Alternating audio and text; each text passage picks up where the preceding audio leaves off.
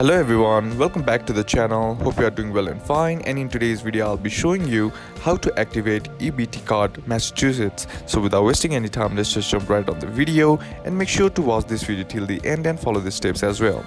Now the first thing that you can do is, after you have received your card, you can activate the card by calling the given number that is present on the back of the card. Now once you have called it, what you need to do is be ready with the documents that is required to complete the process. Now once you have completed the process, your card will be activated.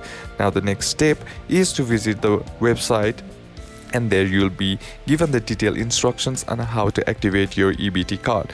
Now you can activate your card by simply heading over to your nearest EBT ATM and then simply entering your card and entering the PIN, and your card will be activated. Or just simply finding out where EBT card can be used, like Walmart, Amazon or etc., and then making a purchase by entering your 4-digit PIN, and that will your card to be activated. And that's basically how to do it. And that's it for today's video, guys. Hope this video was useful to you. Leave a like if it did, comment down below what the next video should be on, consider subbing to the channel.